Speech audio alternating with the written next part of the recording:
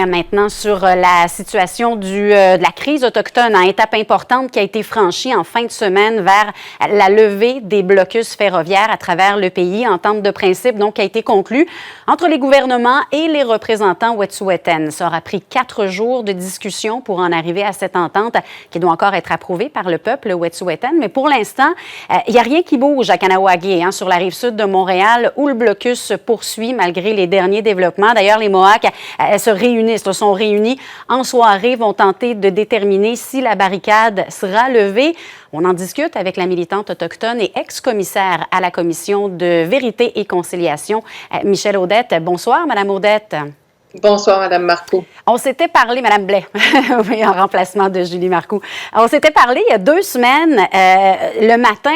Vous m'aviez dit, en fait, on était un peu plus d'une semaine, justement, après le début des blocus, et vous m'aviez dit, le principal, c'était de discuter. Là, on est à 4 jours après les discussions. On en est arrivé à une entente de principe. Donc, comment vous voyez la participation du gouvernement dans ce dossier-là? Bien, ce que je vois, c'est que c'est important aussi de s'assurer que le gouvernement de la Colombie-Britannique soit partie prenante des discussions, de s'assurer aussi que les personnes qui vont nommer les chefs ou la personne qui vont représenter les chefs héréditaires, ça c'est fait, et on va envoyer 2 ministres pour assurer ce dialogue-là. 4 jours dans l'histoire de 175 ans de relations brisées ou dysfonctionnelles, je vous dirais, pour certains, c'est peut-être long et pour d'autres, on est encore sceptique, mais moi, j'espère de rester optimiste en me disant c'est un pas de plus vers un meilleur dialogue et une meilleure compréhension entre nos 2 grandes nations. Et d'ailleurs, vous faites souvent, vous parlez, vous visitez des jeunes dans les écoles pour parler de la réconciliation avec les peuples autochtones. Donc, j'imagine que pour vous, de voir ce qui se passe en ce moment, bien, c'est de bon augure. On est en train de régler une question qui est profonde, là. En train de régler une question qui est profonde, mais je pourrais peut-être avoir un petit peu le côté peut-être négatif en disant j'espère que suite, s'il y a un démantèlement de barricades, qu'on passe à autre chose. Non, justement, on doit se servir et se rappeler de ce qui se passe aujourd'hui en 2020 pour assurer que la prochaine relève, les leaders d'aujourd'hui puis de demain, ne fassent pas les mêmes erreurs que tout le monde là, dans un certain passé. Alors, l'éducation dans nos écoles, peu importe le niveau, c'est une priorité, je pense, encore plus évidente en ce moment, au moment où on se parle.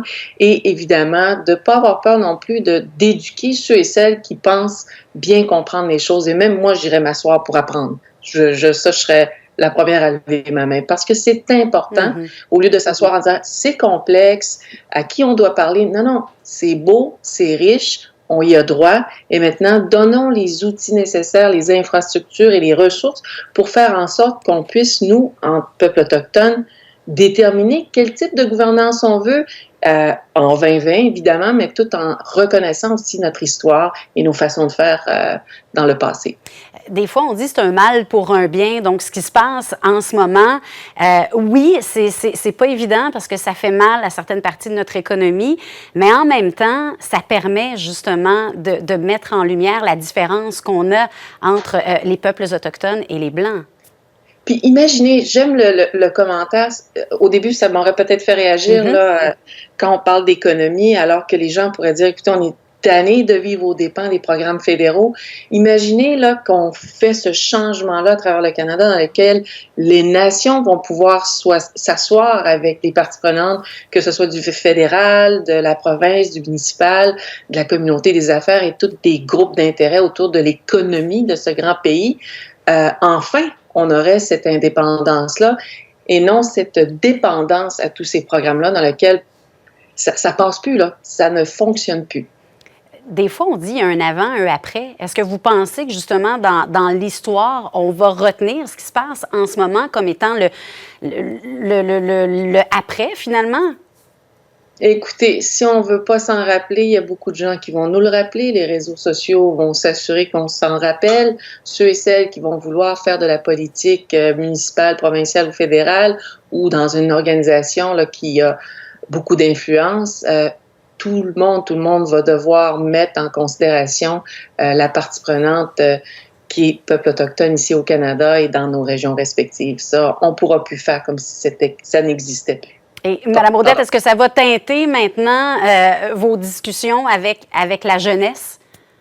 Non, non, non, non, non, non. Ah, non, non, non, non. Ça va toujours être une de mes priorités, passion, parce que je me dis, si on peut semer une lueur d'espoir dans des gens qui vont venir faire ces changements-là dans quelques années, ben, je me dis, c'est un cadeau qu'on se fait pour moi et la personne que j'ai devant moi, mais c'est un cadeau qu'on se fait aussi à travers toute la nation québécoise et des peuples autochtones pour se dire, on peut-tu se parler correctement, on peut-tu se respecter, puis faire de belles choses ensemble. Moi, ça, j'y crois, puis les jeunes, de plus en plus, je le sens, ont ce même sentiment. Et là, bon, évidemment, oui, discuter, le dialogue, se parler, c'est important. Si on regarde la situation telle qu'elle est en ce moment, il y a des blocus quand même qui sont encore là. Il y a des réunions en ce moment à savoir si on va les lever. Votre opinion par rapport à ça? Bien, je pense que c'est de mon côté, je vous dirais, je trouve ça. Je comprends que les gens de la Maison Longue à Kahnawake désirent parler aux gens qui sont intéressés. Je pense que c'est normal de comprendre ce qu'une entente va démontrer et expliquer, mais il faut se rappeler que cette entente-là, c'est pas fini. C'est le début d'une nouvelle relation. C'est ce qu'on croit comprendre à travers les propos des parties prenantes là, qui émanent de la Colombie-Britannique lors de la conférence de presse. Alors, à nous de suivre, à nous de soutenir et au gouvernement aussi de faire ce changement-là pour une relation qui est plus équitable. Sinon, on va se retrouver encore à manifester parce que on n'a pas de gouvernement comme vous l'avez, on n'a pas d'instance démocratique comme on devrait avoir, dans lequel on pourrait influencer nos propres leaders. Ça, on ne l'a pas. On a Mme Bennett puis un ministre, M. Miller, alors que ce dialogue-là va faire en sorte que nos nations, nos leaders et les gouvernements, enfin, vont pouvoir se parler d'égal à égal et de nation à nation. Merci beaucoup, Mme Audette, d'avoir pris ces minutes avec nous ce soir. Merci, au revoir. Au plaisir.